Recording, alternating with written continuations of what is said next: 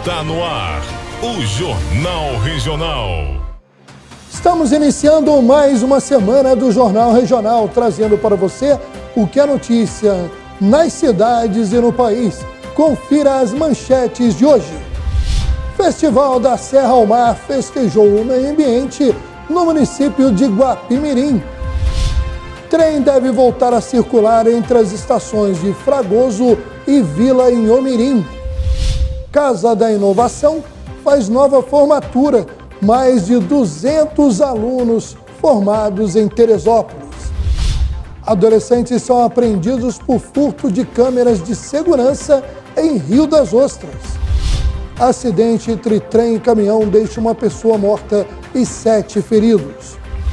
Você confere também outras notícias das cidades e do estado, você fica por dentro da previsão do tempo, plantão policial dos últimos dias e o esporte, agora no Jornal Regional.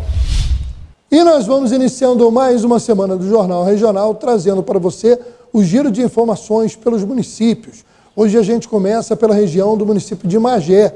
Afinal de contas, depois de quase 3 anos, a circulação dos trens entre as estações Fragoso e Vila Inhomirim deve ser retomada no próximo dia 18 de julho. A informação foi confirmada pela Supervia para a Band News FM. A operação naquele trecho encontra-se paralisada desde novembro de 2020. Isso porque a ponte que passa sobre o rio Ribeirão das Moças estava com problemas estruturais, correndo risco ali para o trem. Desde então, as composições estavam encerrando as viagens em Piabetá. A Getransp, a agência reguladora, diz que as obras foram concluídas em dezembro de 2022, quando aplicou 2 multas à Supervia, totalizando um valor de mais de R$147 mil, devido à falta de conservação da ponte sobre o rio Ribeirão das Moças e a prestação de serviço inadequado aos usuários. A agência reguladora abriu ainda um processo para apurar uma nova fissura na ponte de Fragoso. Foi constatada em vistoria no dia 4 de janeiro. Vale lembrar que o ramal Vila Inhomirim recebe cerca de 8.250 passageiros diariamente. Já a estação Fragoso recebe diariamente cerca de 250 usuários. Ainda falando de trens, agora uma trágica ocorrência, uma mulher morreu e outras 7 pessoas ficaram feridas após um trem e um ônibus colidirem em Parada Morabe, bairro de Duque de Caxias, na Baixada Fluminense. Segundo a Supervia, o caso aconteceu na noite da sexta-feira, dia 16, após um coletivo da aviação Machado atravessar uma passagem clandestina. De acordo com o Corpo de Bombeiros, além da mulher que morreu no local, outros 4 homens e 3 mulheres foram socorridos. Foram chamados militares dos quartéis de bombeiros de Campos Elíseos, Nova Iguaçu, Belfor Roxo e Magé, que atuaram em apoio aos agentes do SAMU. Em nota, a Supervia informou que a colisão fez com que a extensão Vila Inhomirim, que atende o trecho, fosse suspensa. Ainda segundo a concessionária, o maquinista precisou ser retirado do local por estar sendo ameaçado por moradores da região. Caso complexo e aguardamos outras informações sobre a perícia desse acidente. Bom, vamos falar agora do Festival da Serra ao Mar, que movimentou o final de semana em Guapimirim. Temos aí algumas imagens de apoio mostrando para você um pouco do que aconteceu neste evento. E tivemos aí como um dos destaques o show do cantor e compositor Lenine na noite do sábado. Você confere nas próximas edições do Jornal Regional e Plantão de Notícia outras informações relativas a esse evento. A nossa equipe esteve cobrindo e você confere um pouco do papo que o Antônio Alexandre teve com o vice-prefeito Natalício da Farmácia e também com a prefeita Marina Rocha. Gente, bom dia. E dizer que eu sou suspeito de falar, né? Porque eu sou filho de Guapi, nascido, criado, 60 anos. Eu vi o Guapimirim se transformar. Mas assim, eu nunca tive assim, a oportunidade assim, de visitar alguns pontos aqui em Guapi. Agora eu estava ali sentado ali com o pessoal ali da escola falando que eu vou desbravar o Mirante, a Concórdia, Sucavão e vou descer a Bahia para gente ver aqueles botos lá. Então, eu acho que isso aí já é para mim, que estou nascido e criado, que nunca fiz, para mim vai ser uma coisa muito interessante e importante para a nossa cidade. E vou divulgar. Tem que divulgar. E é um encantamento, porque também mexe com a gente com o sentimento de pertencimento.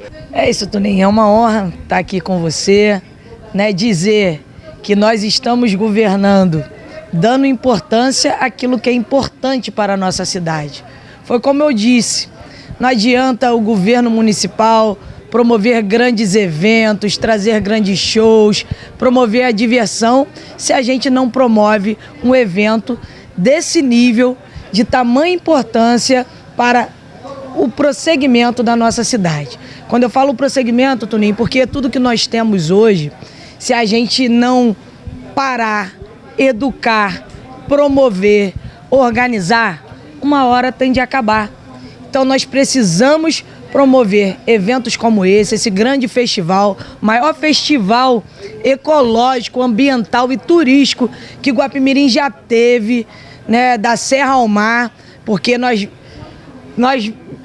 viemos da Serra, nós somos da Serra. Vem descendo até o mar. Até o mar. Então a gente está dando importância àquilo que tudo que Deus nos deu. E passando essa mentalidade para todo guapimirense, para nos ajudar a preservar, cuidar, porque o cuidar não é obrigação somente do poder público municipal.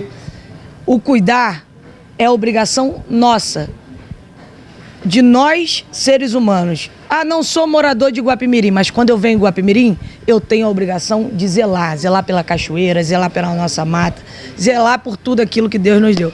E é isso, Toninho, muito feliz, parabéns a toda a nossa Secretaria do Meio Ambiente da nossa cidade, parabéns à nossa Secretaria de Turismo, parabéns à nossa população, né, que tem abraçado esse governo de verdade e tem entendido que o sentido da gente estar aqui é pela nossa cidade. Falando agora de Teresópolis, onde uma ação do Programa de Erradicação do Trabalho Infantil, PET, organizado pela Secretaria Municipal de Desenvolvimento Social, lembrou o Dia Mundial contra o Trabalho Infantil, no que foi celebrado no último dia 12 de junho. A ação, no entanto, aconteceu na manhã da sexta-feira, dia 16, na Praça Baltazar da Silveira, no centro da cidade, com a participação de jovens entre 18 e 21 anos, integrantes do programa social Novo Promage, que dá oportunidade do primeiro emprego e capacitação. Eles caminharam por toda a reta, passando pela Avenida Feliciano Sodré, até a Praça da Matriz de Santa Teresa, onde distribuíram exemplares da cartilha Aprenda a Dizer Não ao Trabalho Infantil. Durante o trajeto, o grupo realizou paradas em todos os semáforos, conscientizando motoristas e pedestres. O Dia Mundial contra o Trabalho Infantil foi instituído pela Organização Internacional do Trabalho, a OIT, em 2002, data de apresentação do primeiro relatório global sobre o trabalho infantil na Conferência Anual do Trabalho. No Brasil, o dia 12 de junho foi instituído como Dia Nacional de Combate ao Trabalho Infantil por lei assinada em 2007. As mobilizações e campanhas anuais são coordenadas pelo Fórum Nacional de Prevenção e Erradicação do Trabalho Infantil, em parceria com os fóruns estaduais e também não só de erradicação do trabalho infantil, como também de proteção ao adolescente trabalhador e suas entidades. Falando ainda de Teresópolis, a última sexta-feira, a noite de sexta-feira, foi marcada pela realização de mais uma formatura de turma de cursos da Casa da Inovação.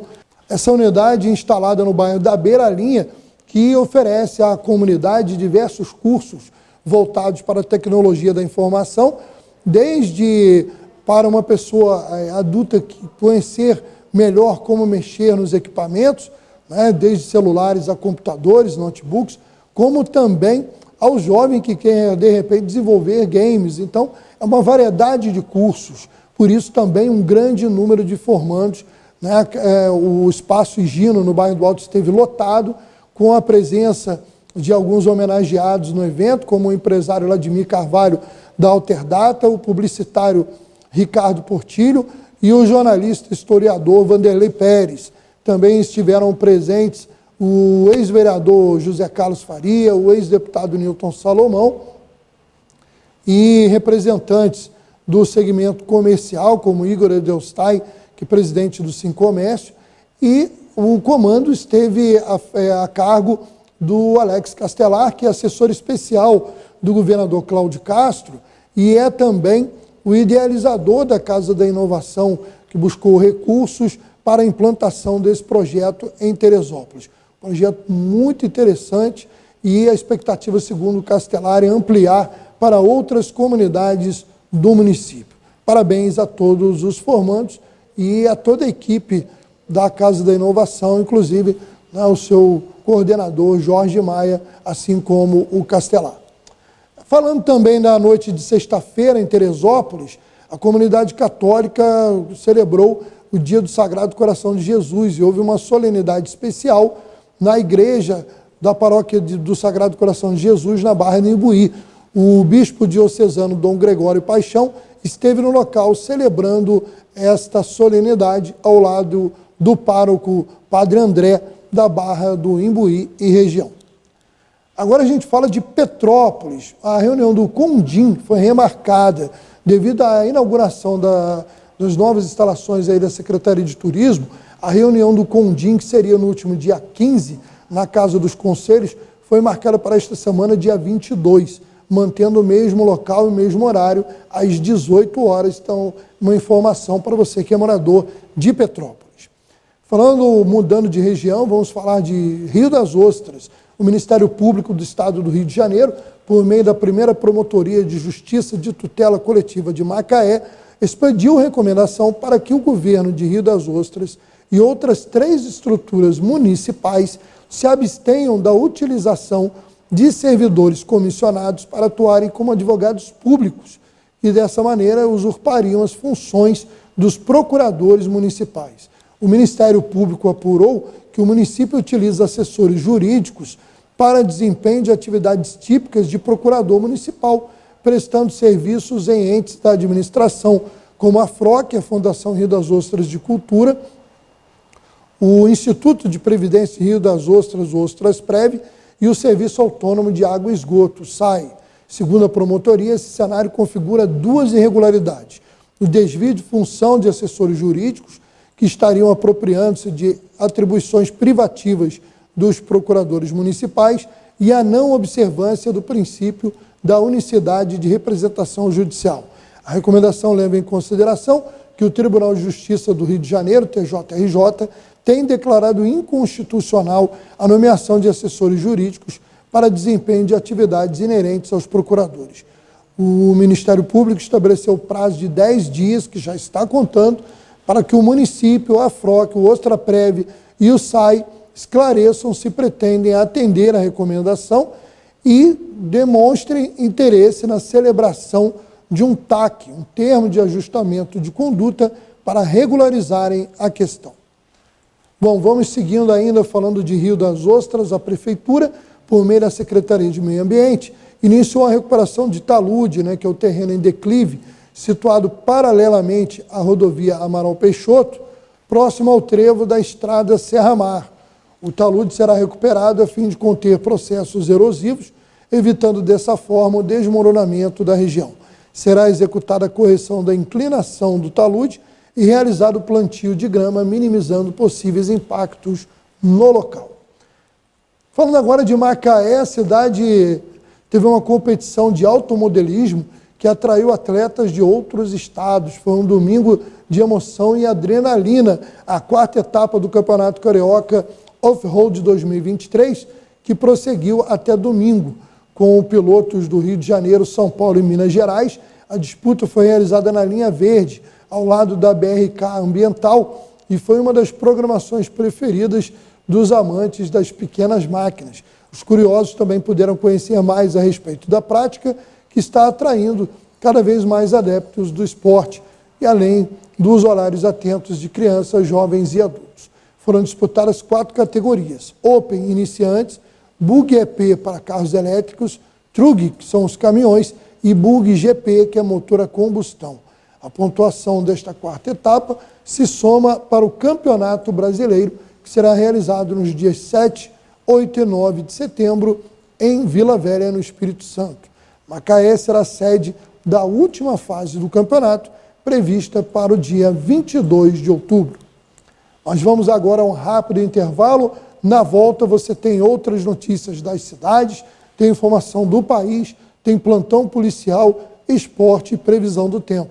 Em instantes.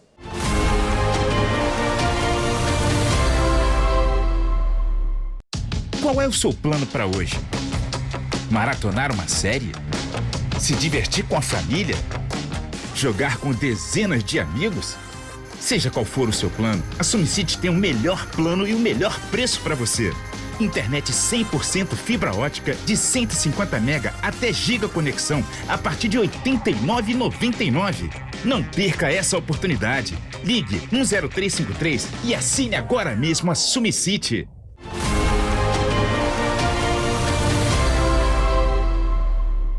Vamos chegando para o segundo bloco do nosso Jornal Regional desta segunda-feira, trazendo informações novamente dos municípios. A Prefeitura de Magé, através da Secretaria de Cultura, Turismo e Eventos, divulgou a lista de participantes classificados para as audições do Canta Magé 2023. Os classificados foram divididos em 3 grupos para audições que serão realizadas nos dias 20 e 21 de junho na FAETEC Magé e 22 de junho na Escola Municipal Geraldo Isaura Ferreira Teles. A lista dos classificados e os grupos com seus respectivos locais da audição podem ser conferidos no site oficial da Prefeitura. Em Teresópolis acontece o Festival do Orgulho LGBTQIA+. Na programação, palestras, oficinas artísticas, cine, debate, feira de artes, show de talentos e performances na Casa de Cultura Adolfo Bloch.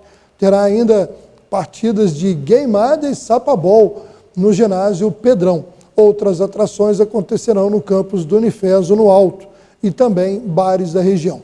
A programação completa pode ser conferida nos perfis de redes sociais da Casa de Cultura de Teresópolis e do coletivo LGBT Terê. Agora uma informação importante para os moradores da região do bairro Fel, loteamento Fel, no município de Teresópolis. Havia uma mudança no fluxo de trânsito na ponte do Fel. A mudança é realizada pelo DENIT e pela Polícia Rodoviária Federal. Agora na ponte a mão é única, ou seja, você entra no Fel pela ponte, mas para sair o fluxo de trânsito agora segue pela Quinta da Barra. Importante essa informação. Falando de Rio das Ostras, né, o Festival de Jazz e Blues, realizado na outra semana, se firma como um dos principais, se não o principal evento para a economia do município durante a baixa temporada. A Prefeitura divulgou informações de que a 19ª edição, realizada no feriado de 8 a 11 de junho, injetou mais de R$8.400.000 na cadeia que atende direta e indiretamente o turismo no município, como as redes hoteleira e gastronômica. Os dados são da pesquisa aplicada pela Secretaria Municipal de Desenvolvimento Econômico e Turismo, que ouviu 400 pessoas em todos os pontos onde aconteceram os shows. A maioria da plateia, segundo a pesquisa, veio do Rio de Janeiro e em seguida de Minas Gerais, Espírito Santo e São Paulo. Grande parte do público declarou usar o carro próprio como meio de transporte, 83,7%, sendo que 9,7% das pessoas usaram o ônibus regular. Também maioria de público feminino, 57,8%, em relação aos 42,2% do masculino, e a maioria com idade entre 25 e 65 anos. A pesquisa apontou ainda que 42,4% do público tem faixa de renda de 4 a 10 salários mínimos e 20% entre 10 a 20 salários. Também a questão da escolaridade, né, a maioria com ensino superior completo, 61%, chegando também a 21% com especialização, seja mestrado ou doutorado, e 16,9% com ensino médio, fundamental, médio. Bom, realmente números bem expressivos, e a gente vê aí imagens, né, relembra algumas imagens desse evento que continua sendo destaque também aqui na nossa programação. Vamos agora de previsão do tempo. Na região de Guapimirim e Teresópolis, o tempo era bom na manhã dessa segunda-feira, mas a previsão para o sudeste era de chuva fraca nos litorais paulista e fluminense, né? O litoral do Rio de Janeiro. Agora, no sul de Minas, havia expectativa até mesmo de geada. Confira a previsão do Climatempo. Nesta segunda-feira, a condição muda um pouco sobre o sudeste, porque agora o tempo firme deve prevalecer sobre boa parte da região. São Paulo, maior parte de Minas Gerais, Rio de Janeiro e Espírito Santo. Onde há azul claro no mapa, chove de maneira muito pontual e isolada, com baixo volume acumulado. Temperaturas baixas ainda no início do dia em toda a região. E também não esquenta muito até o meio da tarde. Máxima de 19 graus na capital paulista, 25 no Rio de Janeiro e em Belo Horizonte e apenas 26 também em Vitória. Bom, a gente tem várias questões hoje que, pela polarização política, não são debatidas como deveria. A gente sempre já falou aqui anteriormente, agronegócio e agricultura familiar, ambos são muito importantes. E agora a gente fala da questão do marco temporal da regulação, né, de terras indígenas. É importante a gente salientar, antes de chamar a próxima matéria, que o direito, né, dos povos originários é importante e, ao mesmo tempo, sem também tornar isso uma luta contra aqueles que produzem no agronegócio. Mas é também fundamental estarmos atentos que existem muitos políticos defensores do agronegócio que se beneficiam de invasões de terras indígenas. E é isso que mostra um relatório do Observatório de Olho nos Ruralistas, que apontou 42 políticos com fazendas em terras indígenas. Ou seja, políticos que deveriam estar legislando, estão justamente infringindo a lei. E por isso, inclusive, ficam fomentando essa disputa polarizada que impede um debate mais racional e justo sobre essa causa tão importante. O documentário Vento na Fronteira foi exibido durante o lançamento desse documento em São Paulo. No premiado documentário Vento na Fronteira, uma professora Kaiowá luta pelo direito ancestral de seu povo de permanecer no território. No outro lado da disputa, uma fazendeira e advogada que defende a propriedade da família sobre as mesmas terras. O documentário, exibido no lançamento do relatório Os Invasores, do Observatório de Olho nos Ruralistas, conta uma história e mostra um processo, o de expulsão dos Guarani Kaiowá do centro-oeste do país. O Mato Grosso do Sul, que ambienta o documentário, detém a maior desigualdade fundiária do país. No estado, mais de 90% das terras agrícolas estão em mãos privadas. O Mato Grosso do Sul lidera também no número de casos em que políticos disputam terras com indígenas. São 17 ocorrências, ou 630, de 1.692 casos. O relatório é divulgado em um momento em que os chamados povos do campo sofrem pressão no Congresso Nacional, com a instalação da CPI do Movimento dos Trabalhadores Rurais Sem Terra e também com a aprovação na Câmara dos Deputados do projeto do Marco Temporal, que restringe a demarcação de terras indígenas. Nesse contexto, o relatório revela que a chamada bancada ruralista, ou cúpula da Frente Parlamentar da Agropecuária, recebe doações de campanha de empresários com negócios em terras indígenas. Vamos agora para as notícias policiais nas cidades. Um homem foragido do sistema prisional foi capturado no bairro Vila Sapé, em Guapimirim. A prisão aconteceu na tarde da quinta-feira, dia 15. O elemento, cujas iniciais NLM, de 24 anos, teve a prisão efetuada por policiais do 34º Batalhão de Polícia Militar de Guapimirim e também por policiais da 67ª DP da Polícia Civil. Contra ele havia um mandado de prisão expedido pela Vara Criminal da comarca de Guapimirim pelos crimes de tráfico e associação para fins de tráfico de drogas. Os crimes ocorreram em 2017, quando ele tinha 18 anos. Na época ele chegou a ser sentenciado, mas em 2018, às vésperas do Ano Novo, com 20 anos de idade, ele foi beneficiado por condicional, porém não retornou mais ao sistema prisional. No último dia 31 de dezembro do ano passado, quando abordado por policiais, ele disparou tiros contra os PMs do DPO de Guapimirim para evitar ser capturado em flagrante. Durante a fuga no bairro Parada Modelo, ele deixou cair o caderno com diversas anotações referentes à contabilidade da boca de fumo em que atuava. e aí houve todo o processo de investigação, de expedição do mandado de prisão. A Polícia Civil de Rio das Ostras apreendeu no final de semana 6 adolescentes estudantes da Escola Municipal Marinete Coelho, em Cantagalo. Isso porque eles furtaram câmeras de monitoramento de segurança da própria unidade. Segundo a Polícia Civil, os 6 adolescentes, na noite da quarta-feira, dia 14, entraram no colégio, que fica na zona rural de Rio das Ostras, e retiraram todas as câmeras de monitoramento.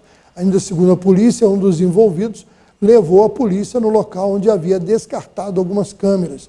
2 equipamentos foram recuperados. Segundo a ocorrência, os adolescentes têm idades entre 15 e 16 anos. E o modo de ação utilizado por eles é semelhante ao furto ocorrido em outra escola da região, onde primeiro subtraíram as câmeras e dias depois retornaram para furtar os computadores. Eles responderão por fato análogo ao furto qualificado e ficaram à disposição da Justiça. O caso foi registrado na 128ª DP, em Rio das Ostras. Ainda no município, a Polícia Civil prendeu, na semana passada, um funcionário da loja Taco por furto qualificado. Segundo investigações, ele era gerente da loja e foi flagrado após cancelar uma venda à vista embolsando dinheiro. E aí já estava sendo investigado por ter o hábito de efetuar o cancelamento das compras em dinheiro e ficar com os valores, depositando em alguns casos em sua conta pessoal. A polícia diz que a suspeita é de que o gerente já vinha realizando a prática há aproximadamente 1 ano. Além de lesar a loja, ele também lesava os vendedores, que ficavam sem a comissão. Ele foi preso em flagrante e levado para a 128ª DP. Falando agora da delegacia de Macaé, 123ª, cujos policiais civis realizaram a prisão de um homem acusado de dupla tentativa de homicídio. PVSP, de 21 anos, estava sendo procurado, uma vez que havia mandados de prisão expedidos pela Vara Única da Comarca de Carapebus, Quissamã, pelos crimes de duplo homicídio tentado, tráfico de drogas e associação para o tráfico. Ele foi detido no final de semana na residência onde estava no bairro Botafoguinho, em Carapebus. O crime em questão aconteceu no bairro Vila Paulina, também em Carapebus, em julho do ano passado. Na ocasião, o acusado e um comparsa emboscaram as vítimas em via pública, obrigando-as a se ajoelharem e atiraram contra elas na tentativa de executá-las. As vítimas, 2 homens, conseguiram correr e, apesar de atingidos pelos disparos, sobreviveram. A prisão do acusado foi resultado de um trabalho de inteligência da 123ª DP, com apoio de policiais militares do 32º Batalhão e da Guarda Municipal de Carapebus. Bom, ainda seguindo falando da região, na região de Restinga de Jurubatiba, em Macaé, no bairro Lagomar, após um confronto armado entre a polícia e criminosos envolvidos com tráfico de drogas, um homem foi morto. Segundo a ocorrência, as informações recebidas pelas equipes indicavam que elementos estariam envolvidos com o comércio ilegal de entorpecentes. Os militares foram recebidos com disparos de arma de fogo e revidaram. Após cessarem os tiros, as equipes fizeram uma incursão na área do confronto e encontraram um elemento conhecido por batom caído ao solo ainda com vida. Ele estava com uma pistola calibre 9mm e material entorpecente. O criminoso foi socorrido, levado ao Hospital Público de Macaé, porém acabou não resistindo aos ferimentos e veio a falecer. Falar aqui rapidamente de esporte, né? Lembrando que nós não tivemos rodada do Brasileirão no final de semana, mas nós conversamos aí com o Pedro Paes no Esporte Mais sobre seleção brasileira e a expectativa da próxima rodada do Brasileirão. Além disso, tem também muito esporte das cidades. Fique ligado com a gente na programação. Obrigado a você que nos acompanhou em mais um Regional. Obrigado à nossa equipe técnica e até a próxima edição.